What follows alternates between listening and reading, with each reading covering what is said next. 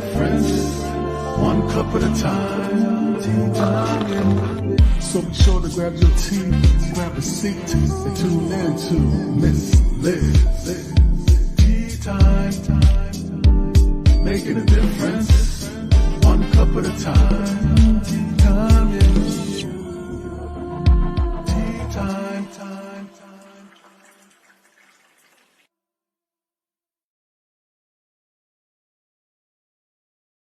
Well, welcome everybody. It is afternoon tea time and Miss Liz is back. That's right. I am back and I have a couple again. I always love having husbands and wives and, the male and the female, we get a little deeper. We have two people to talk to instead of one. It's just more fun. So if you haven't subscribed to Miss Liz's YouTube channel, please run over and ring that little doorbell. You'll be notified for all the tea times that are going up. And you can watch these at any time. Whenever you're comfortable, you can listen to them in your car, at work, when you're working out in the gym. You can listen to us at any time. You do not have to be here right now to listen to the live. So we're going to get a little disclaimer and we're going to get the bio of Barry and Joyce out here and we're going to have some fun and we're going to spill some tea on teaching everyone awakening. That's the tea we're serving today.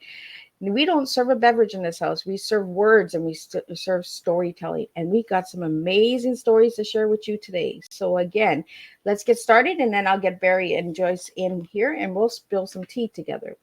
Disclaimer for Miss Liz's Tea Time live show. Miss Liz myself is going live using StreamYard. Before leaving a comment, please grant StreamYard permission to see your name at StreamYard.com.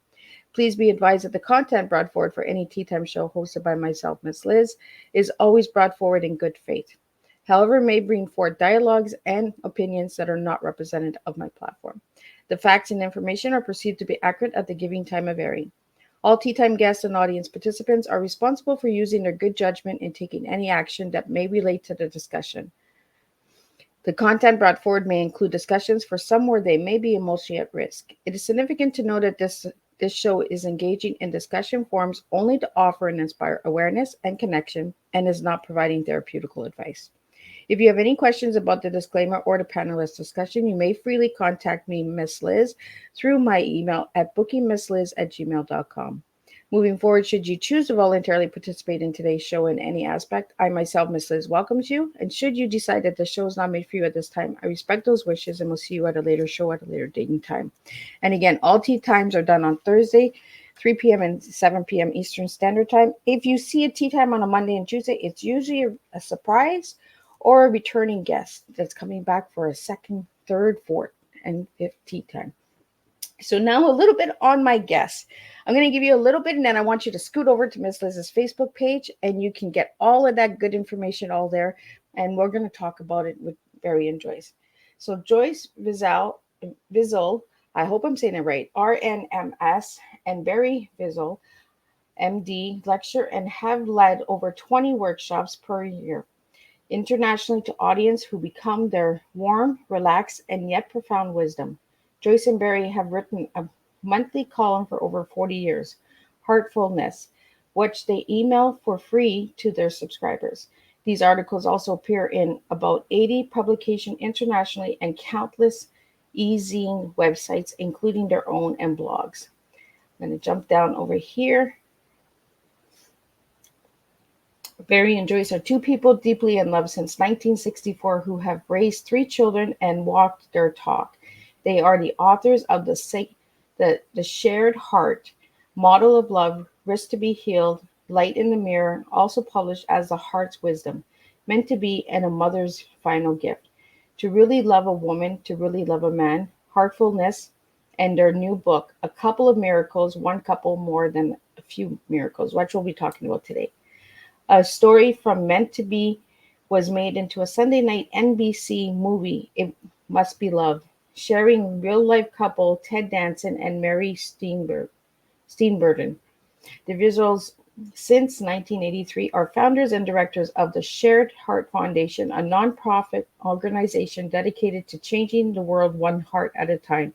And you know how Miss Liz feels about one cup at a time. So we're doing one heart at a time.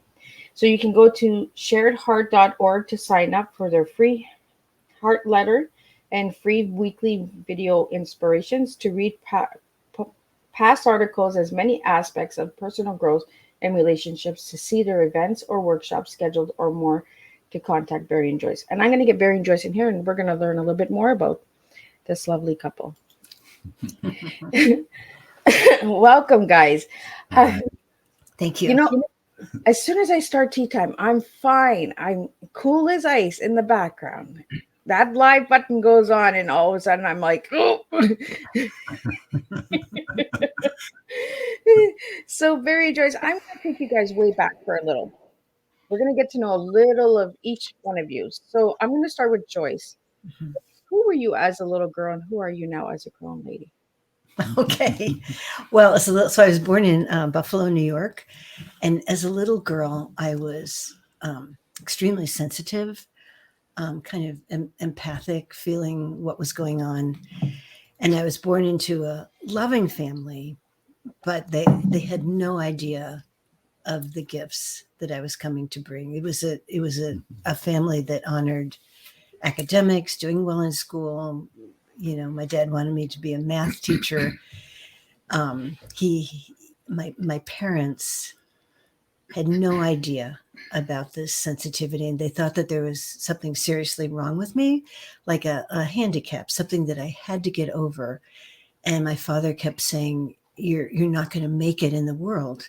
You've got to get over this and just, study math, do well in school, and then everything will be okay. So I grew up. I did do well in school, but I grew up feeling that I had a handicap as much as if someone was blind or deaf. It felt like that's what I was, and it was so hard for me as a child. And one thing, whenever I would cry because I'd be feeling these things, I'd always be sent to my room, and told, those feelings are private. You should, if you want to cry, you should be by yourself. And one of those times when I was 9, and I felt so like an alien, like I didn't belong in this world. And I had my first experience of a real divine experience. And it wasn't like I saw an angel. It wasn't like I heard, like anyone else could have heard anything. There wasn't anything unusual except a very calm, peaceful voice that spoke to me and said, there's nothing wrong with you. And right now, there's a boy growing up who will understand your feelings and understand your sensitivity. And you will recognize him. He will be tall, have dark hair, and he'll be on his way to becoming a doctor. That was the message.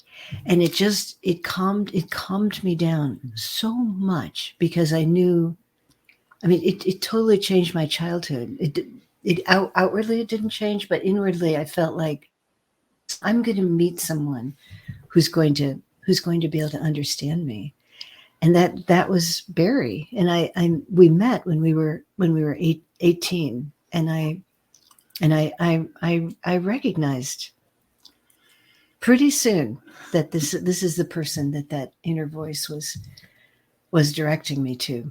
So who I am now, I'm totally in love with this man, and I feel so grateful to be with you, Barry. Just like so grateful. And I'm really accepting this gift that I have. That's the sensitivity, empathic. I'm accepting it as one of my powers. Really, it's not all together. I still suffer sometimes with being so sensitive and not quite knowing my way out of it. But it's so much better than when I was a child. And of course, and Barry helps me a lot too. But the work really has to be on myself. Mm-hmm. So that's what. Yeah, because I watched a video of you guys, and I mentioned just before we went live, and you had talked about your father, and that it really resonated, made me cry. My eyes watered up a lot, and because my father was the same way. I connect with you, Joyce. He was tough on me. It was that tough love, right? You're never going to be anything in the world. You're not going to do, you're always a crybaby. You're always sensitive, you know? And it was always go to your room. You know, I can see you, but I don't want to hear you. Like, you know? Exactly. So it resonated a lot with me, and Yeah. it resonates a lot with the listeners out there as well, is that a lot of us girls growing up, we were told that, right? When we were the sensitive child, we were told, you know what, you're not going to make it in the world. You're too sensitive. You know, so, so now, I'm going to jump into you, Barry. Who were you as a little guy, and who are you now? Okay, well, before I go into that, I'm always so amazed at this message that Joyce got when she was 9 years old. You know, you'll meet somebody and you'll recognize him, tall, dark hair, and on its way to being a doctor. My hair was darker when I was young. And this happened when she was 9 years old. So when I knew about this, I remember asking my mother if she remembers when I decided to become a doctor. And she said, it just came out of the blue when you're 9 years old. You announced that. So Wow. I've known all that time, since 9 years old, that I was going to be a doctor. It's almost like I had to be, because otherwise Joyce and I couldn't be together, right? Because she needed that doctor. Yes, but I was a bit of a rascal. Okay, I mean, if I got into some trouble, I acted out a lot. I'm not proud of some of the things I did. I wasn't that great of a student, and to be a doctor, you have to be a good student, right? But something very profound happened when I was 18. Okay, senior year of high school, I did not get into any colleges. I got rejected by every college. Now I understand I wasn't that great of a student. So I had nowhere to go to college. And to be a doctor, you have to go to college. One day, I was summoned to the principal's office in the high school, and there was a man there who took me into a little room, and he said, I'm representing Hartwick College in Oneonta, New York. And he took a few minutes to describe the college. And then he said, if you'd like to come, and he pulled a pen out of his pocket, and he said, sign right here. I looked on the table. There was an application already filled in with all my personal information, and my transcripts were there. And what did I know, right? At age 18, I thought, okay, colleges go around and find kids who didn't get in and sign them up, right? I didn't know. And so I just signed. Actually, there was a moment there when, before I signed, I was holding his pen, and I said, this is a really big decision. Can I please have some time to think about it? And he said, absolutely, take a minute. I didn't even take a minute. I just signed. I didn't know. And the thing that happened, the miracle, and this is in our new book, A Couple of Miracles. This is really profound, but that man did not exist. Nobody knew who that was. When I got to college at Hartwick, Joyce and I met pretty soon after, and Joyce heard the story and said, have you thanked Hartwick's admissions office for recruiting you? I said, no. And she said, Barry, get your butt up there and thank them for recruiting you. So I got there.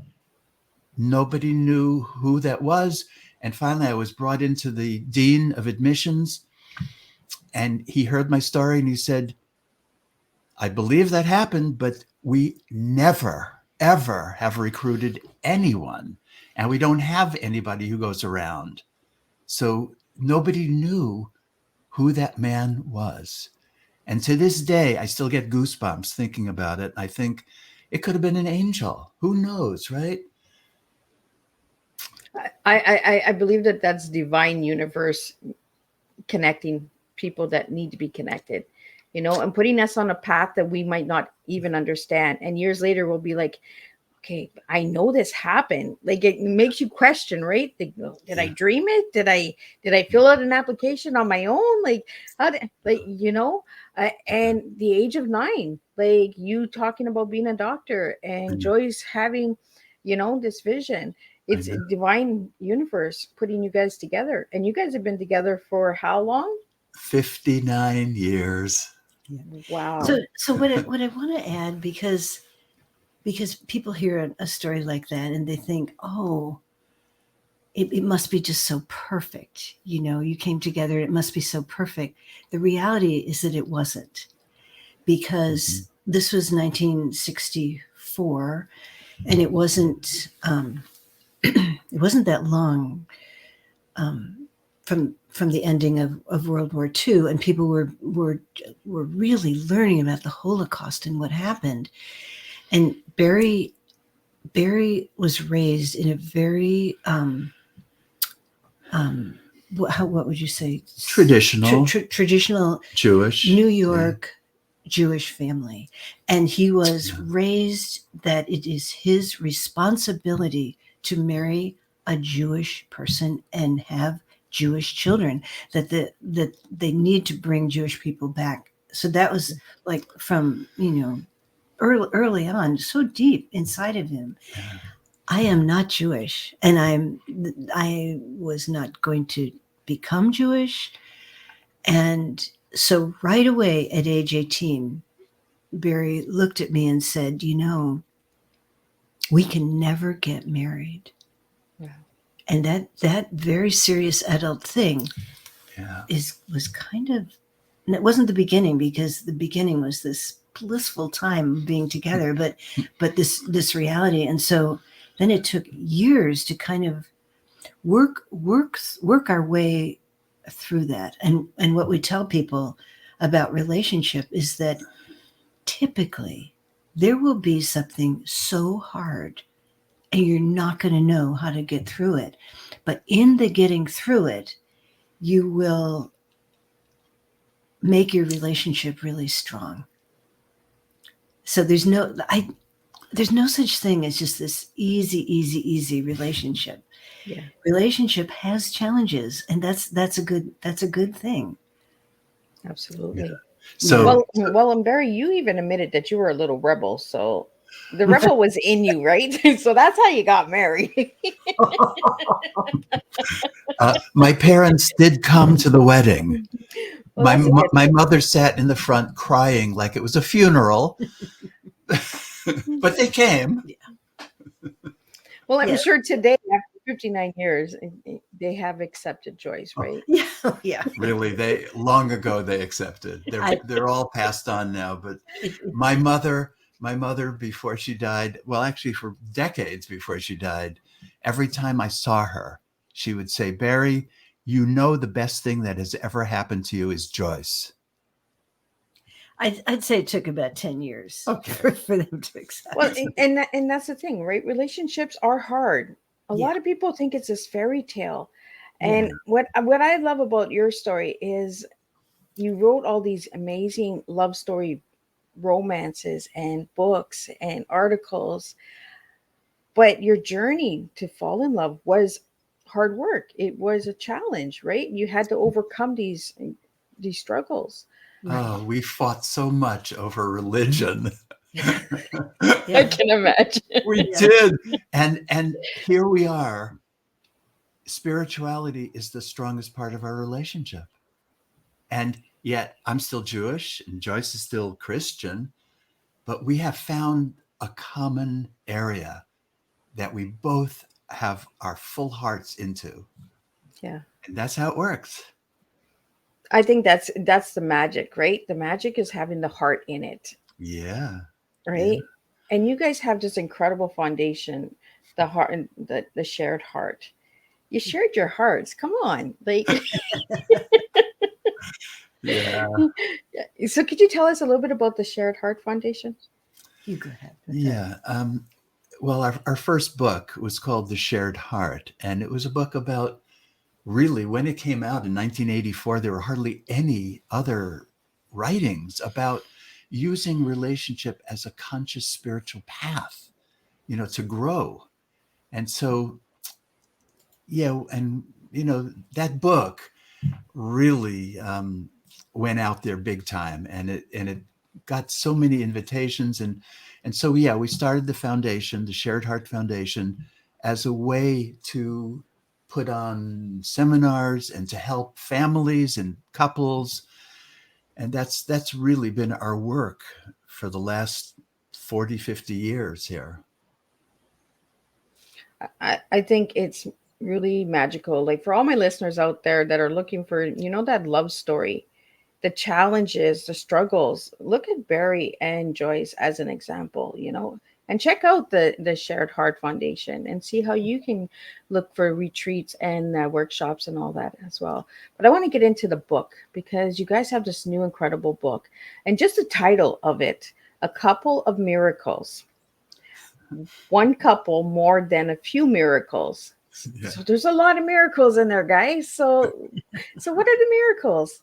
Oh my God. Well, we already told you a few. The thing that happened with Joyce at age 9 and how I got recruited by an angel. I mean, these are amazing things, but the book, yeah, it's filled with unexplainable, amazing things that happen.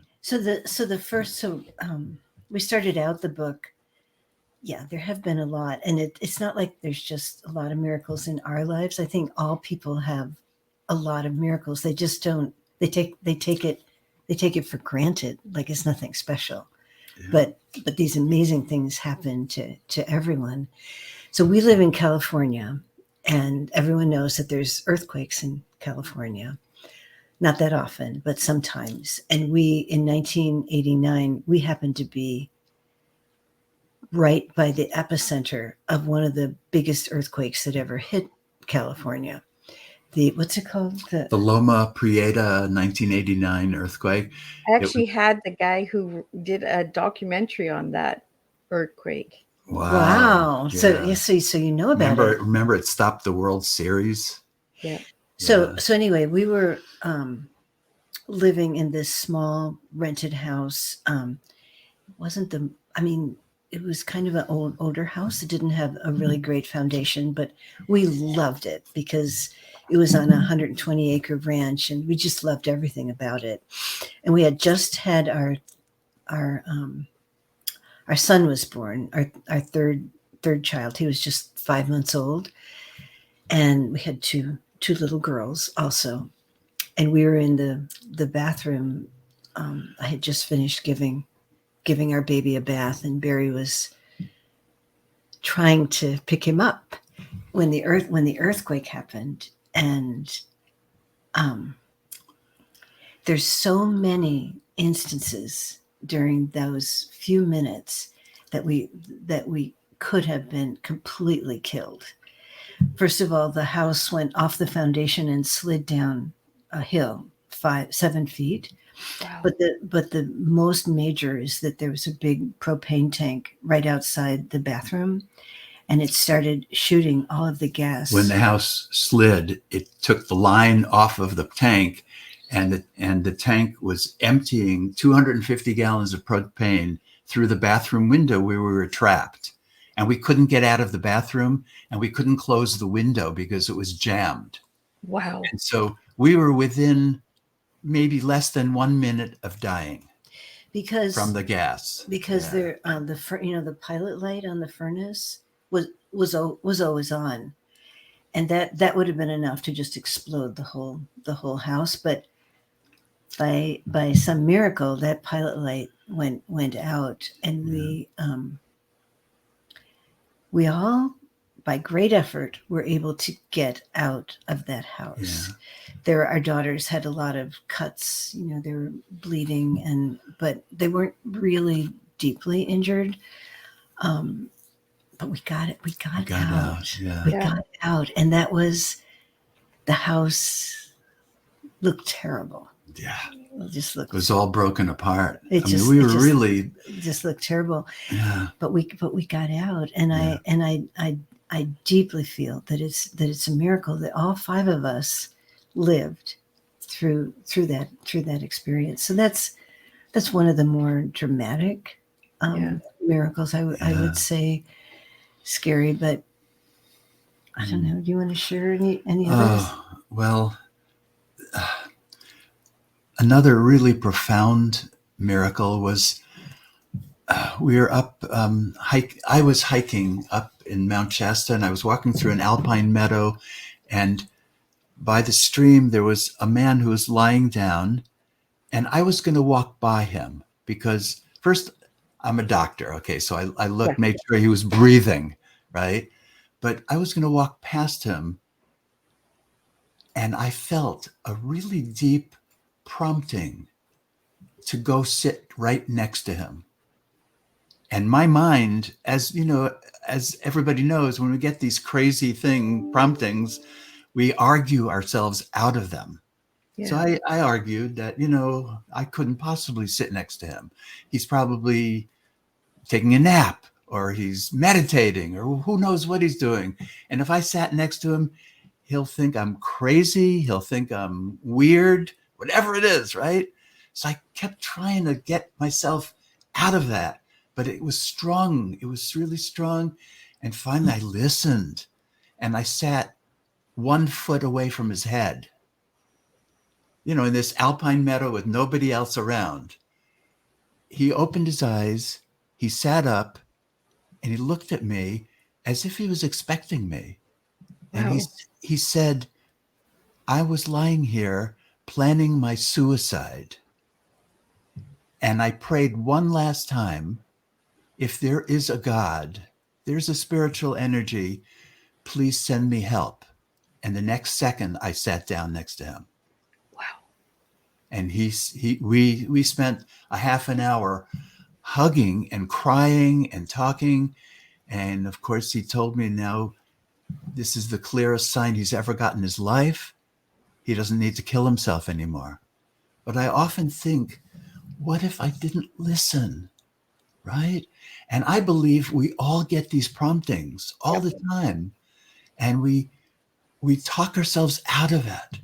Like, call so-and-so. And we think, nah. I'll call later. Yeah, right, later. But, these are divine intuitions, right? They're promptings. Yeah. So that's another little big miracle, right?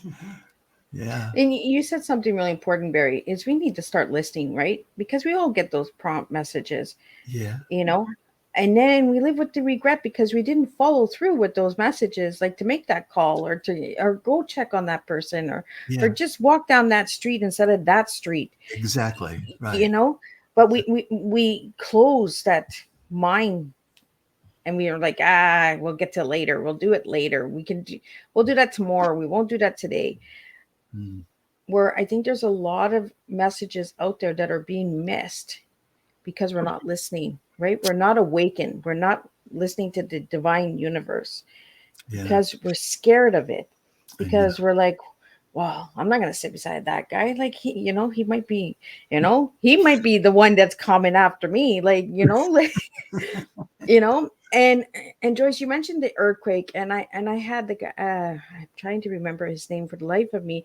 He was on Teatime last year, and he did a documentary on the earthquake, and there was a lot of stories that were brought up that there was a lot of miracles during that earthquake as well. Mm-hmm. A lot of things that couldn't be explained, but it also was a big shakeup of waking up that area, that community. Bringing people together, people that were not connecting before, that came together and connected, helped each other out. Right. And I think that we get these Mother Earth storms and events that happen that kind of shakes us up and says, we got to start listening. Right. We got to start connecting. We got to start coming together, not divided, but together. Right. And it's like a relationship, right? Right. You shake it and it's like it's all messed up. And the easiest thing to do is I'm leaving. I'm gone. Right. Instead of sitting down and saying, oh, maybe I need to change a little. Maybe I need to do this a little. maybe I need to settle down a little, like, you know. One of the main things that we do now is we teach couples how to more deeply love and connect. And it's all about being able to get past projection. Okay, because we don't see what's in ourselves, but we sure see it in our partner. Okay. And so we help people take responsibility for what's going on inside. It's so important. And I think we don't talk about that enough, right? Right. In today's world is connection and Yeah. understanding the other person. We're so fast to judge, right? But we don't understand. Yeah. And it's that mirror, right? Look in the mirror and say, okay, why is this bugging me so much? And because it's a reflection of me, right? Exactly. We wrote one of our books is called Light in the Mirror. And Oh, it's being able to, it's a book showing how to use your partner as a mirror so that you can better grow yourself and learn what you need to learn. And ultimately, to see the light in the mirror is to see the highest part of both your partner and yourself. so I want to get into your guys' tea, because we're at tea time, right? And the Yeah. words that you gave me, and I ask this to all the guests, is what is their tea? Because I don't serve my guests. My guests serve me. They bring the story to the table. And you guys gave me teaching everyone awakening. Yeah. Through Yeah. your story, how are you teaching everyone to be awakened? Well, that is our work, and even though so much of our work is around couples, it's really about the individual awakening. Because if you focus on really taking care of yourself and nurturing your own heart, that's the way you most nurture your partner too.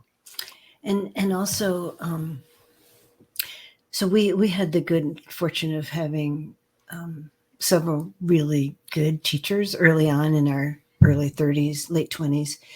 And one of those was Leo Biscaglia, who went on to become quite a well-known teacher. And his whole thing was that we need to be real, and we need to accept who we are and not pretend to be anybody else. And that if we want to help someone, we have to be real and not put on a good front, because people won't really trust that. Well, your And energy is going to give you away. yes, exactly. Yeah. That's what I tell people. Everyone's like, Miss Liz, you're such a kook. And I'm like, okay, I'm a coot. I'm a hoot. I like to have fun. I'm so imperfect and so all over roller coaster. But that's what we have to bring to the table, right, Joyce? We Right. have to bring that to the table. Like when you met Barry, you had to bring that sensitive side to the table. So Barry could be that lover for you. And we're gonna get into word lover in a bit. But I mean, you have to bring that to the table in order Yes. to make that connection. Right. Yeah. Exactly. Yeah. Exactly. Yeah. So that, I'd say that's part of what we offer people, is this opportunity to be vulnerable and to be real. There's a place where we live. It's called Esalen. That's pretty well known retreat center, at least in our country. And we do these retreats, and usually there's about 25 couples. And we have each person, that's a lot of people, with each person for a very short period of time, like 1 minute, share their deepest vulnerability. And it is amazing what people share. These people that walk into the workshop, totally confident, maybe they're, PhD, MD, super amount of education, and they share their vulnerability, and you can see the little child in them. It's so beautiful. And then at the end, almost everyone that shares says that it was the most powerful, is to know that other people also have these vulnerabilities, because people feel so alone. They look around and they think, well, Everybody else has it so together. Yeah. But I'm dealing with these feelings inside, and I'm not going to tell anyone because they won't accept me. But in truth, when we share these vulnerabilities, we're much more lovable and much more acceptable. Yeah. For example, I had a lot of trouble accepting the part of me that needed love from Joyce. Wow. I really had trouble with that because I grew up in this tough neighborhood in Brooklyn, New York. And if I showed any vulnerability like fear, I would get beaten up. Yeah. So I had to stuff everything and give a tough outer image, right? And so early in our relationship, Joyce would say to me, Barry, I really need your love. Don't you need my love? And I'd say, no, I don't need your love. I choose to be with you. That used to really hurt her, right? And I'd say, I could be with anybody, but I choose you. Wasn't that a horrible thing to say? 59 years later, are you still saying that, Barry? Well, guess what? 59 years later, I need Joyce's love so deeply that my greatest vulnerability is the thought of her dying before me. That's my biggest vulnerability. The thought of being alone on this planet without the dearest friend of my heart. Yeah. And I think that's why you guys gave me the word to describe you guys. I asked my guests, all my guests that come to the tea time table, Miss Liz asks them, give me one word to describe yourselves. And you gave me the word lovers. So let's get into the word lovers, because a lot of people, they say lovers and they're like, oh, we're talking about dirty stuff now. You know what? There's a closeness. There's a connection with intimacy that we really need to start talking about, you know? So why the word lovers, guys? Well, you chose that. I chose the word. But you probably would choose. I'll go along with it. You'll go. What word would you choose? Probably thankful. Thankful. I Thankful lovers. Look at that. Thankful lovers. I like that. Okay. You've heard the thing about intimacy? Into me see. Intimacy. So it's letting yourself be seen. And that's being a lover. That's being a lover. It's not about sex. I mean, sex is wonderful and we love that too. but it's about really connecting on all levels.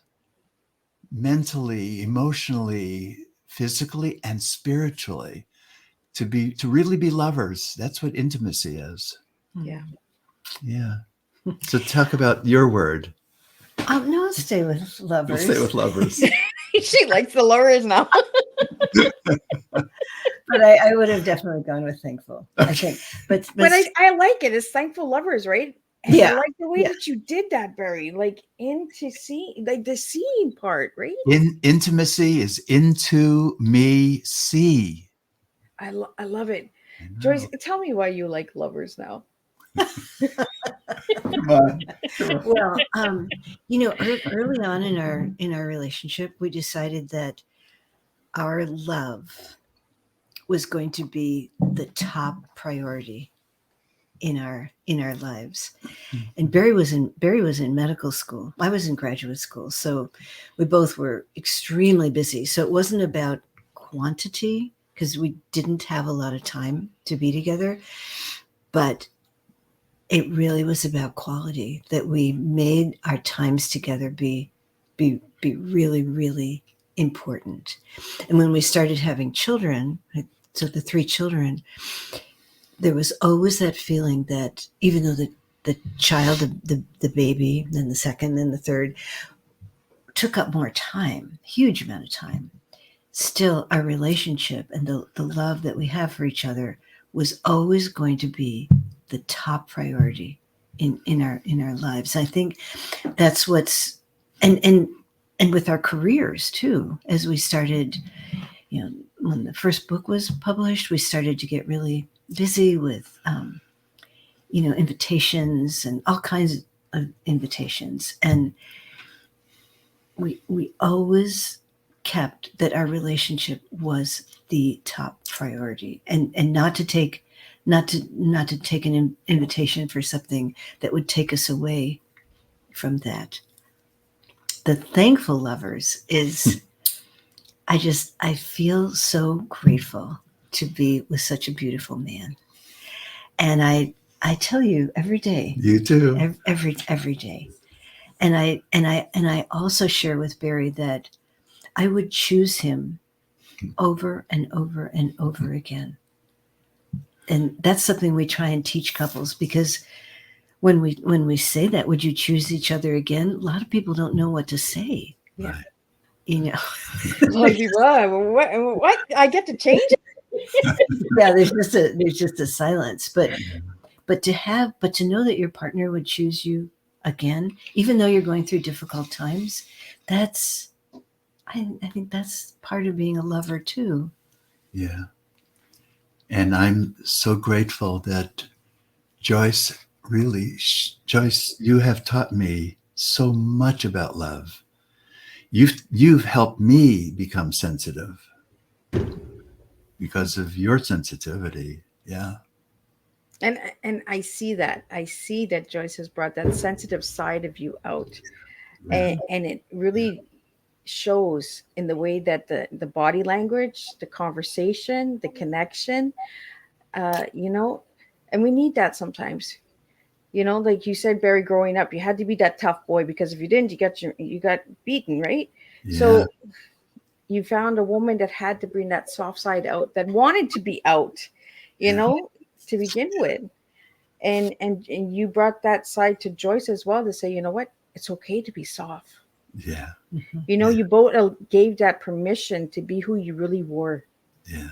And the paradox is, as much as Joyce has brought out the sensitivity in me, at the same time, that makes me a stronger man.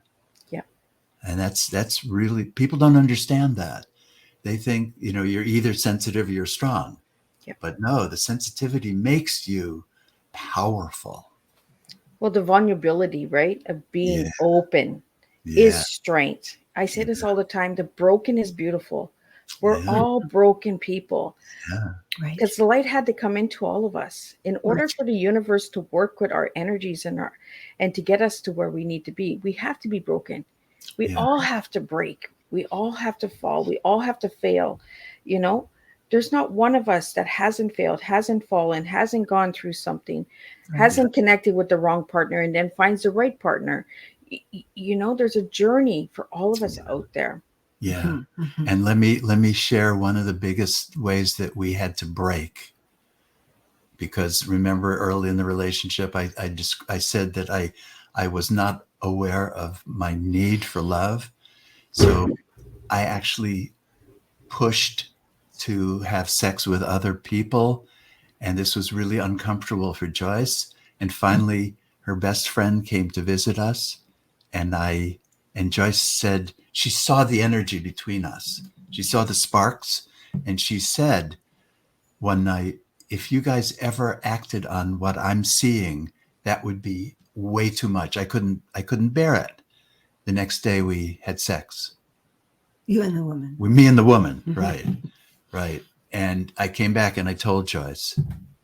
And Joyce had the self-respect enough to leave the marriage. She ended the marriage. She left. She walked out. And that was that. Yeah. And I didn't know she would do that. I thought I was like pushing for growth and pushing for whatever, right? But she left. And it was because she left that the shell around my heart had to break. It destroyed me. Yeah. And I, for the first time in my life, felt a little boy inside who was always there, but I felt how much that little boy needs love and needs Joyce, and how I'd blown it, right? And it was, as you see now, we eventually healed this and got back together and learned big lessons, because that's what life is about. When you get broken down, you have a chance to build up something new. Yeah. And but that was really painful. It took 2 years to really heal that one. Yeah, and we work with a lot of couples where there's a similar situation, and the one partner that feels betrayed, or the partner who had the affair or whatever, feels like their partner should. They've said I've already said I'm sorry. Get over this quickly, but it takes a long time to heal such a big betrayal. And Barry had to be very lovingly patient with me and accepting, because the feelings would come unannounced, and you needed to be firm within yourself about this change that you had made, and how you trusted yourself. Yeah, I mean, just the truth of knowing how much I need love from Joyce. That's the thing that was missing, and that's what really caused the affair. So, But I think we do that, Joyce and Barry. I think we try to destroy things, right, to see if it's going to break and it's going to stay broken. And I think we push ourselves to the limits. How much can I get away with? Right. How much is she going to take? How much is he going to take before? And I think, Joyce, by you leaving, you actually show Barry, you know what? This is how much I'm going to take. I'm not going to accept it, and I'm leaving. And if you want me back, you're going to need to change your ways. And, and I think all relationships go through that part, right? Yeah. Where we test each other. We test, how much will she take? How much will he take? How much can I get away with? Until somebody says, you know what? These are my boundaries. This is where it stops. Yeah. We either stop here and change and work together, or we go our separate ways and we stay separate. I sometimes think, what would have happened if Joyce tried to forgive me and stayed? I would have kept pushing other boundaries, right? Well, yeah, because Barry was saying at the very beginning, he said, this is the way I want to live. This is the way we should all live in this open place. Yeah. I'm like, I'm not that way. Right. You'll have to do that on your own. Yeah. And it was good. And I throughout this pain, I look at my whole life, that probably was the most painful thing that has happened to me. And yet I also feel a sense of gratitude, because it brought us into this much deeper place. There's the gratitude again. Yeah. There's a thankful lover. Right. There's the thankful lover. But you see how sex broke and disconnected. Yeah. But then the gratefulness of giving you that space, and Barry giving Joyce that space to connect again, coming back together and seeing what was really meant to be. Society tells us that sex is happiness, right? That's a happy marriage, right? You have a good sex life, you're good, you're happy, you're all that. But it's not true. We're it's false. It's the struggles and challenges that actually bring us together. How much can a couple actually take, and how much can we actually build, right? Yeah. Right. And having that openness and conversation and saying, oh, okay, you know what? I messed up here, and I messed up pretty bad. So I gotta work hard on this one, and having that broken heart brought you guys back together to connect the heart. Yeah. Right. Right. Yeah. And I think it's a miracle. I think it was a miracle that, Barry, you did that. It wasn't right that you did that, but it was a miracle that it brought you together and connected you guys together to be a stronger lovers now. We both learned very, very big lessons. And I don't know if you want to share, what you learned about self-love and self-devotion, rather than too much towards me, That's enough. Yeah. Okay. And you learned. Yeah. Well, I learned about the little boy that needs love. Yeah. Yeah. And also the thing with Barry is that he he was, except with me, he wasn't really real with other people. He always put on a smile. Yeah. No matter what happened, he was smiling. Everything was fine. And through this experience, suddenly your pain, Yeah. your realness came through, and you realized that you could be accepted showing those feelings as well. Yeah. Joyce mentioned this teacher, Leo Biscaglia, who was an amazing, amazing man. He taught love, okay, at USC. He had a love class, back when everybody was embarrassed at the university, but the love class was the most well attended of all the classes. Because we don't talk about it enough, right? No. But Leo, he really loved us both. But he'd get right in my face and he'd say, Barry, have you ever noticed when Joyce is sad, you can see it in her energy and her face. When she's afraid, she shows that. And therefore, when she's happy, you can trust that. Yeah. And then he'd say to me, Barry, on the other hand, when you're sad, you smile. When you're angry, you smile. And so I can't trust you. He was really blunt with me. And it was after this affair and all the pain and breaking down, I finally, I came crawling to Leo's door, and he saw me just blubbering and crying and vulnerable. And he held me and he just told me, Barry, you're finally real. And this will change your whole life. And it did. So that's a little plug about vulnerability. I think it's a miracle, right? That we listen. You listen, Barry. You didn't want to hear it. It was hard truth, but you listened. I listened.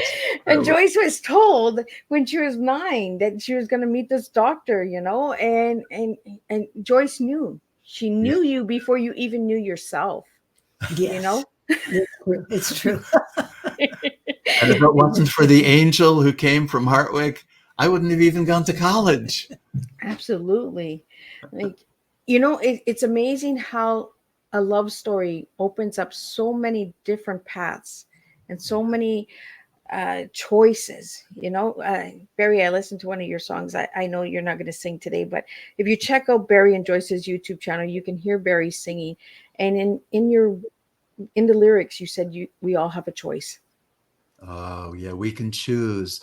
We can always choose to follow the path with heart. And then the next line is, we can choose and we'll never lose because the path leads to who we are. And I think that it's truly magical how divine universe works and how it brings people together and how it brings a story together and how it brings a tea together, together sitting here and having this conversation. And my listeners and viewers are, so we have a question here. So what's the secret to a happy marriage? Oh,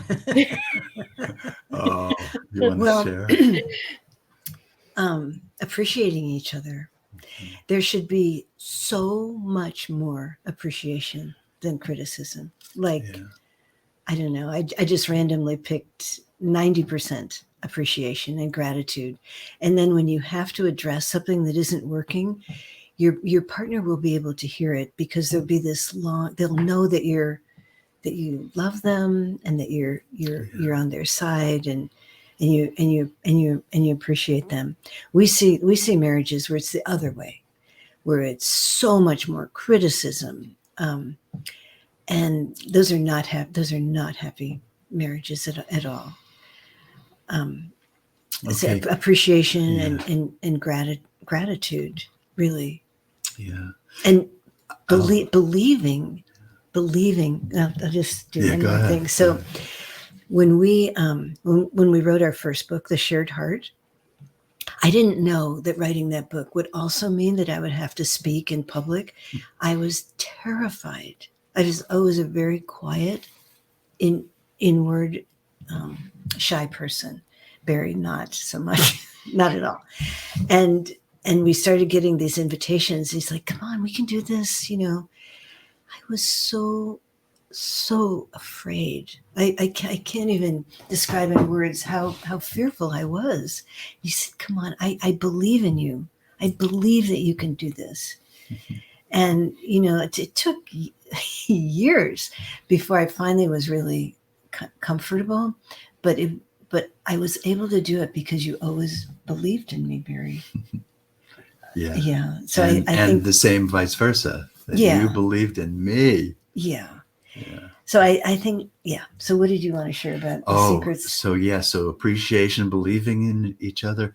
But I have to say that the biggest secret of a really healthy, loving marriage has to do with spirituality. It has to do with opening and receiving the help from something more than just your personality and your mind and your own personal love. It's like plugging in to a divine outlet, whether you call it God, universe, divine love, doesn't matter. But to be able to call that energy in is the most powerful thing you can do in a marriage. And we do that every single day, every single morning. I I think it's really deeply important. I'm a lady that likes to pay attention. And Barry, when I asked you what a happy marriage was, you put in healthy and loving instead. I'm so grateful for you to say that, because everyone puts the word happy marriage. Let's Right. put the healthy and loving part of the marriage in there. Forget the happy, because it's not always happy. No, it is not. But if it's healthy and loving, it will be more happy. Absolutely, right? I really enjoyed this conversation with you guys today. This tea time, it's really truly, you guys have touched my heart, and it's one heart at a time. And I love that you do one at a time, because Yeah. that's what we need to do, right? One tea at a time, one heart at a time, one Right. difference at a time, one miracle at a time, And I want to thank Linda and Charlie Bloom for giving me these incredible guests today, Barry and Joyce, because without you guys spreading the love and spreading the joy that you enjoyed tea time, they are here today sharing their love stories. So if you want to check out their tea time, you can check it out on the YouTube channel. But you can check out Barry and Joyce's tea time at any time, because it's going to be uploaded in a few hours. That's how simple it works, right? That's how the divine universe works. We just put it up there and we get it out there and we share the love. So what final message do you guys have for everybody today? Oh, I have one. Go ahead, Barry. It's back to that walk in the alpine meadow where I listened to my prompting. Okay.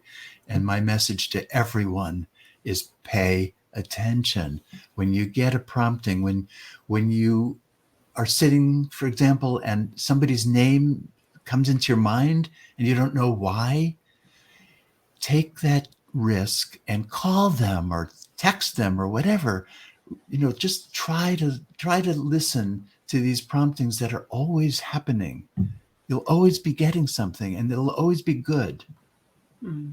You might save a life.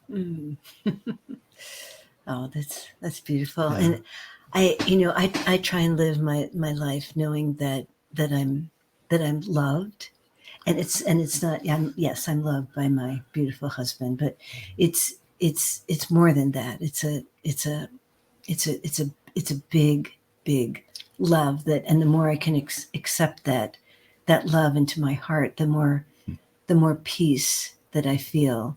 And so part of that, knowing that I'm loved, is being able to give that out to other people in unexpected places, like the grocery line or the gas station, wherever I am, and there's people are always needing love and a kind word and an appreciation to really keep that going.